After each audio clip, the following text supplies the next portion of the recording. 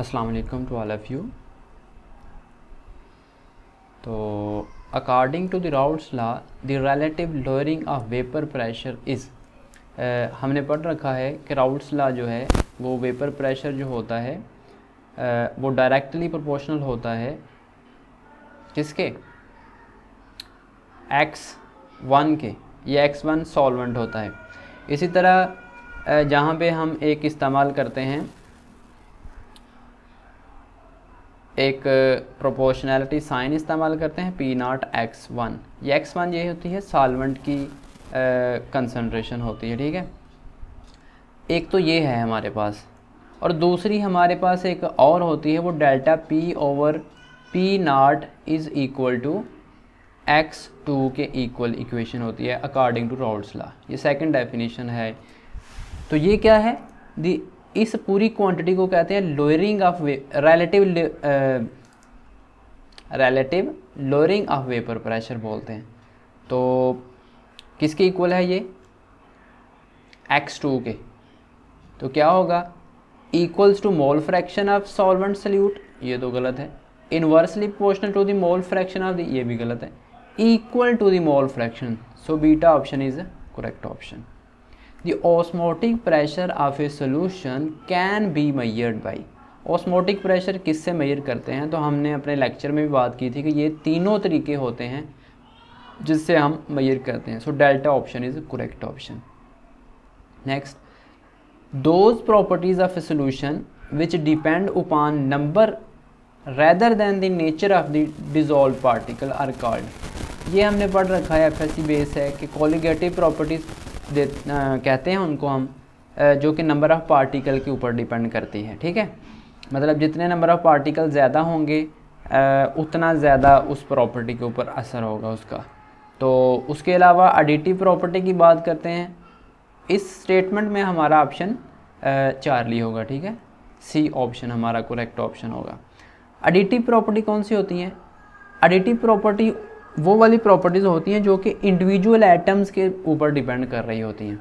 और constitutive properties कौन सी होती हैं, कॉन्स्टिट्यूटिव प्रॉपर्टीज़ जो होती हैं ये अरेंजमेंट ऑफ एटम्स के ऊपर डिपेंड कर रही होती हैं, ठीक है।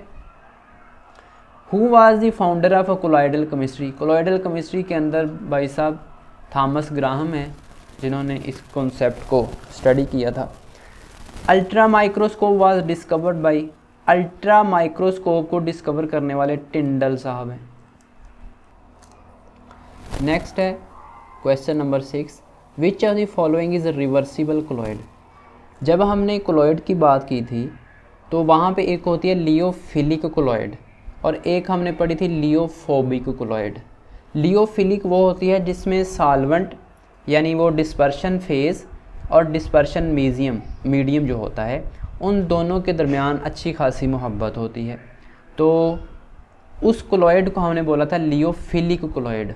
और लियोफिलिक कोलॉइड जो होती है उसको बनाना भी इजी होता है और ये रिवर्सिबल होती है, ठीक है। और इसकी एग्जांपल में स्टार्च भी है, गम भी है, प्रोटीन्स भी है, रबर भी है। So all of them are reversible colloids. Next है colloidal solutions are not purified. Colloidal solution को प्योरीफाई करने के लिए, मतलब कोई इम्प्योरिटी, कोई इलेक्ट्रोलाइट उसमें मौजूद है, तो उसको निकालने के लिए हमने 3 प्रोसेस पढ़े थे। इलेक्ट्रोडायलिसिस यानी इलेक्ट्रिसिटी प्रोवाइड करनी है और फिर किसी मेम्ब्रेन के थ्रू हमने वो उस इलेक्ट्रोलाइट को निकाल लेना है। डायलिसिस भी हमने पढ़ा, सिंपल जैसे एक छलनी लें और उससे आप प्योरीफिकेशन कर लें।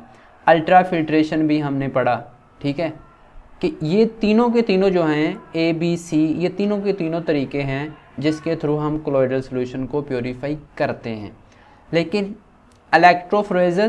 इलेक्ट्रोफोरेसिस जो है ये कोई तरीका नहीं है इसको प्योर करने का। ये एक अलग प्रोसेस होता है जिसमें हम क्या करते हैं,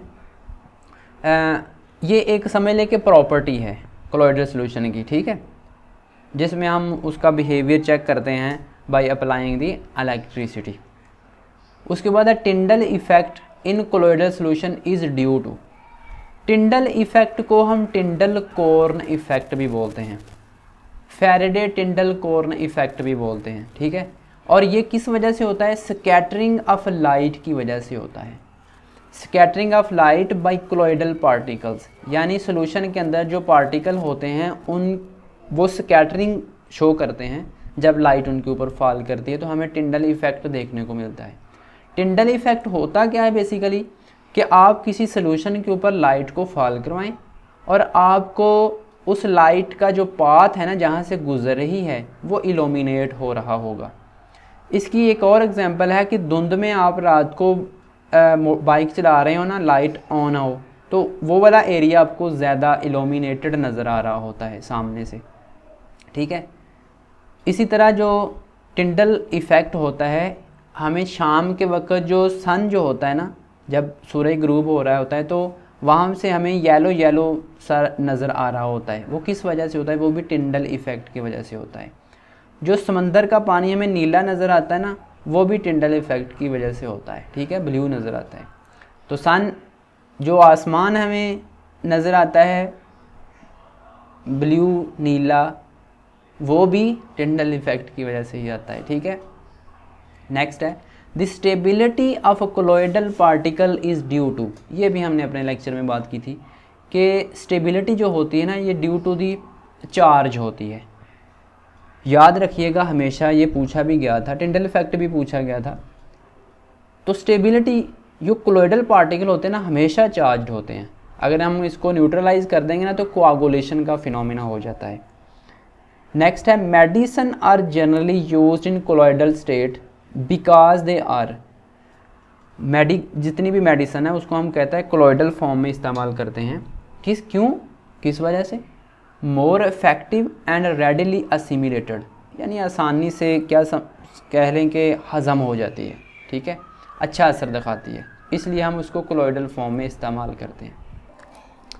नेक्स्ट है 11 number, the curve showing the variation of adsorption with pressure at constant temperature is known as, ये इसको हमने भी पढ़ा था, इसको हम एड्जॉर्प्शन आइसोथर्म बोलते हैं। जो कि हम इसमें स्टडी क्या करते हैं? एड्जॉर्प्शन स्टडी करते हैं इक्विलिब्रियम प्रेशर के ऊपर, ठीक है, एट कांस्टेंट टेम्परेचर, और टेम्परेचर कांस्टेंट रखते हैं। प्रेशर का एड्जॉर्प्शन के साथ रिलेशन स्टडी करते हैं एट कांस्टेंट टेम्परेचर, इसको एड्जॉर्प्शन आइसोथर्म का नाम देते हैं।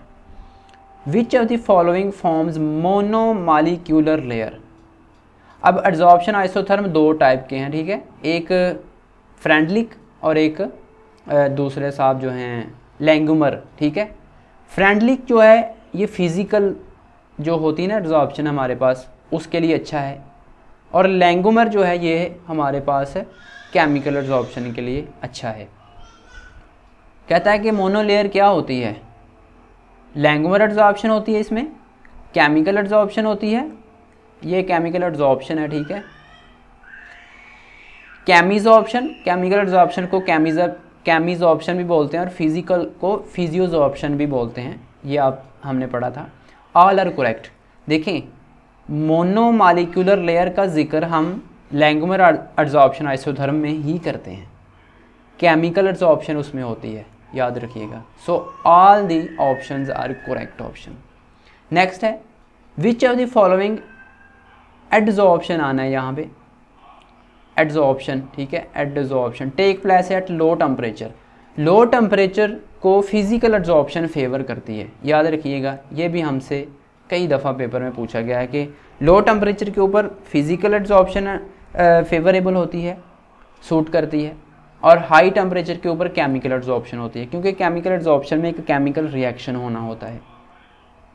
The colouring of matter which gets adsorbed, ये बेसिकली यानी कि जो चीज़ एड्जॉर्ब होती है, एक चीज़ है ना ऐसे है, एक एड्जॉर्बेट होता है और एक एड्जॉर्बेंट होता है। एड्जॉर्बेंट जस्ट लाइक सॉल्वेंट, ठीक है, इसके ऊपर जो चीज़ आके लगेगी उसको हम एडजॉर्बेट का नाम देंगे, और ये जो जिसके ऊपर आके लग रही है उसको बोलते हैं एडजॉर्बेंट। सो यहाँ पे क्या वो वाला मैटर जो गेट्स एड्जॉर्ब, जो एड्जॉर्ब हो रहा है, तो वो क्या होता है, adsorbate. C option is a correct option. Next है जी, the equation of Langmuir isotherm was derived on the basis of. देखें, आपने पास्टुलेट पढ़े थे ना हमने, जब उस वक्त बात की थी हमने कि यूनिमॉलिक्यूलर लेयर बनाती है और ये केमिकल एड्जॉर्प्शन के लिए ही अच्छी थी, ठीक है। बाकी सारे के सारे ऑप्शन रॉन्ग हैं इसके जी। तो नेक्स्ट है हमारे पास, which of the following is not the application of adsorption. Removal of colour ठीक है, कलर इम्प्योरिटीज़ रिमूव करते हैं। हाइड्रोजनियस कैटलिस्ट भी है, फ्लोटेशन प्रोसेस में भी इस्तेमाल करते हैं। वॉल्यूमेट्रिक एनालिसिस में जनरली हम इसको इस्तेमाल नहीं करते। Half life period of third order reaction, देखिए जब हाफ लाइफ पीरियड लिखते हैं ना, तो टी हाफ को 1 लिखना है ना, 1 फर्स्ट ऑर्डर के लिए, तो 1/a⁴ लिखते हैं। यानी यहाँ पे 1 है तो यहाँ पे 0, यहाँ पे अगर 2 आ गया तो यहाँ पे a⁴1, ठीक है। अगर यहाँ पे 3 आ गया तो a⁴2। It's mean third order के लिए क्या है, स्क्वायर के साथ इन्वर्सली प्रोपोर्शनल होता है, inversely proportional to the square of initial concentration of reactant, ठीक है। So alpha option is the correct option. Which of the following is always a property of catalyst. देखें, हीट ऑफ रिएक्शन के बारे में तो कोई इसका रोल नहीं है। It change the position of equilibrium, ये भी इसकी प्रॉपर्टी नहीं है। It is unchange chemically at the end of reaction, end of reaction के ऊपर ये केमिकली अनचेंज रहना चाहिए। फिज़िकली चेंज हो सकता है, ये स्टेटमेंट थोड़ी सी रॉन्ग है, ठीक है। फिज़िकली मतलब उसका क्वांटिटी थोड़ी बहुत कम या ज़्यादा कम हो सकती है ड्यूरिंग द एनालिसिस, लेकिन फिज़िकली चेंज हो सकता है, पॉसिबिलिटीज़ हैं, लेकिन केमिकली अनचेंज रहता है, ठीक है। Which one of the following is a factor which does not influence the rate of reaction. Rate of reaction temperature के इफ़ेक्ट करता है, कंसंट्रेशन भी इफ़ेक्ट करती है, नेचर ऑफ रिएक्टेंट भी इफ़ेक्ट करते हैं। मॉलिक्यूलैरिटी जो है ना, ये इफ़ेक्ट नहीं करती, ठीक है। मॉलिक्यूलैरिटी क्या होती है कि रेट डिटरमिनिंग स्टेप में कितने मॉलिक्यूल पार्टिसिपेट कर रहे हैं, ठीक है। Rust method depression in freezing point को स्टडी करने के लिए इस्तेमाल होता है, लेकिन इससे हम मॉलिक्यूलर मास भी डिटरमिन करते हैं और इसमें हम CAMP4 का इस्तेमाल करते हैं, ठीक है।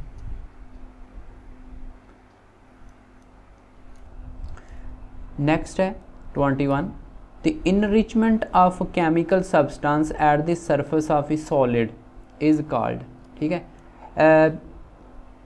इनरिचमेंट यानी इजाफा होना किसी सब्सटेंस का किसी दूसरी सरफेस के ऊपर, इसको क्या बोलते हैं, पढ़ा था हमने, एड्जॉर्प्शन होती है। A substance which lowers the catalytic activity of a catalyst is called, इसको हम पॉइनिंग ऑफ कैटलिस्ट बोलते हैं।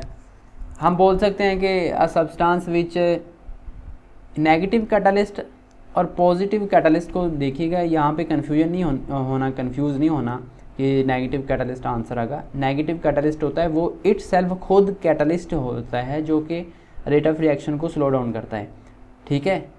तो लेकिन कोई दूसरा सब्सटेंस किसी कैटलिस्ट में मौजूद हो तो उसको हम बोलते हैं poisoning of catalyst. According to the Langmuir isotherm, when the pressure of the gas is very large the adsorption, जब प्रेशर बहुत ज़्यादा लार्ज हो जाता है ना, देखें दो हमारे पास आइसोथर्म थे, एक था फ्रेंडलिक और एक था लैंगमर। दोनों के दोनों लो प्रेशर के ऊपर वर्क करते हैं। जब प्रेशर आप बढ़ा देते हैं ना तो फिर एड्जॉर्प्शन जो होती है इंडिपेंडेंट हो जाती है। तो क्या होगा, इट इज़ डायरेक्टली प्रोपोर्शनल, गलत होगा जी। It is inversely proportional to pressure, ये भी रॉन्ग चीज़ है। इट इज़ डायरेक्टली, ये भी रॉन्ग चीज़ है। इंडिपेंडेंट हो जाएगा। सो delta option is the correct option. Which of the following concentration term is used in respect of standard solution. Molality ठीक है यूज़ करते हैं, नॉर्मेलिटी भी यूज़ करते हैं पार्ट्स पर, all are correct option. Isoosmotic या isotonic solutions are those which have the same osmotic pressure, जिनका सेम होता है उनको आइसोटोनिक या आइसोओस्मोटिक सॉल्यूशंस का नाम देते हैं। नेक्स्ट है जी the order of reaction of radioactivity के बड़ी दफ़ा पढ़ चुके हैं। फर्स्ट ऑर्डर होता है the catalyst use in contact process V2O5 इस्तेमाल कर। इंजाइम्स प्रोटीन ही होती हैं या अमाइनो एसिड्स होती हैं। Which property of the liquid is measured by polarimetry से हम ऑप्टिकल एक्टिविटी को मेजर करते हैं। What is the molarity of the 25% sodium hydroxide solution, ये 6.25 होती है। ये इस दफ़ा 2020 में आपको क्वेश्चन ये पूछा गया था, ठीक है। A mixture of benzene and toluene, benzene और टॉलुवीन आइडियल सोल्यूशन बनाते हैं जी। Consolute temperature of phenol water system, ये FSC बेस है 65% अल्फा ऑप्शन 65.9 होता है। The half life of zero order reaction के लिए हाफ लाइफ पीरियड क्या होता है, इंडिपेंडेंट होता है इनिशियल कंसंट्रेशन के। ज़ीरो ऑर्डर भी और फर्स्ट ऑर्डर भी दोनों इंडिपेंडेंट होते हैं। The colloidal solution in which dispersed phase as well as the dispersion medium are liquid is called. देखिए जिसमें दोनों चीज़ें लिक्विड होती हैं ना उसको हम इमलियन बोलते हैं, ठीक है। Zigzag motion of colloidal particle is called Brownian motion बोलते हैं। ब्राउनियन मोशन होती है जिग जैग मोशन, ठीक है। नेक्स्ट है द प्रोसेस ऑफ प्रोड्यूसिंग इमलियन, यहाँ पे आना था, ठीक है। अमोनिया लिखा हुआ है इमलियन, तो इसको बोलते हैं इमलियन बनाने के प्रोसेस को बोलते हैं इमल्सिफिकेशन। और डीमल्सिफिकेशन, इमलियन आपने बनाई हुई है तो उस इमलियन से आप कॉन्स्टिट्यूएंट एलिमेंट हासिल कर लें तो उसको बोलते हैं डीमल्सिफिकेशन। कोआगुलेशन किसको बोलते हैं, यू नो वेरी वेल के कोआगुलेशन का मतलब होता है न्यूट्रलाइज कर देना कोलॉइडल सोल्यूशन को। Colour of the sky is blue due to, ये हम पहले भी पढ़ चुके कि टिंडल कॉर्न इफेक्ट या Brownian motion. So delta option is correct. Which of the following is more speedily to absorb, ये भी हमने पढ़ा था कि कौन सी चीज़ ज़्यादा जल्दी एब्जॉर्ब होगी, जितनी कोई चीज़ पोलर होगी वो उतनी ज़्यादा जल्दी एब्जॉर्ब होगी। SO2 जो है सबसे ज़्यादा पोलर है इसमें, ठीक है। Intermediate compound formation theory is work for homogeneous के लिए इंटरमीडिएट कंपाउंड फार्मेशन थ्योरी काम करती है, ठीक है। Kinetic of enzymes was studied by, इसको हमें पता है एंजाइम के मैकेनिज्म को किसने, माइकलस एंड मेंटन ने स्टडी किया था, जिसने वो लॉक एंड की वाला मॉडल दिया था हमें।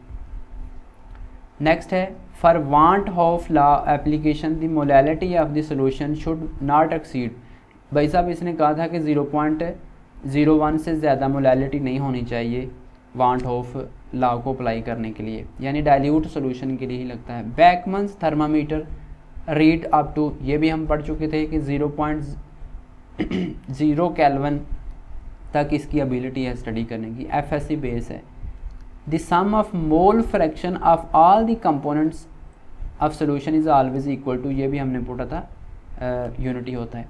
विच of the following is affected by temperature change, क्या बात की थी हमने, मोलैरिटी कौन सी affected, which of the following is affected, कौन सी इफेक्ट होती है, नॉर्मेलिटी भी नहीं होती, मोलैलिटी भी नहीं होती। ये जो है ना मोलैरिटी जो है, मोलैरिटी ये बेचारी इफेक्ट होती है। मोलैरिटी ऑफ प्योर वाटर ये भी FSC का है। नेक्स्ट है the reaction in which rate of reaction is independent of concentration, बड़ी दफ़ा पढ़ चुके हैं। ज़ीरो ऑर्डर रिएक्शन होते हैं जिसमें इंडिपेंडेंट होता है। इन द डायलेटोमेट्रिक मेथड, ये मेथड हैं हमारे पास किसको मेजर करने के लिए, ऑर्डर ऑफ रिएक्शन को, यानी I think rate of reaction को ना स्टडी करने के लिए। तो इसमें क्या था, डायलेटोमेट्रिक मेथड में वॉल्यूम चेंज जब होता है तो उस वक्त हम अंदाज़ा लगाते हैं रेट ऑफ रिएक्शन का, जितना वॉल्यूम चेंज होगा उतना रेट ऑफ रिएक्शन ज़्यादा होगा। Photosynthesis has order of reaction, photosynthesis reaction या इंजाइमेटिक रिएक्शन जो होते हैं ये ज़ीरो ऑर्डर रिएक्शन होते हैं।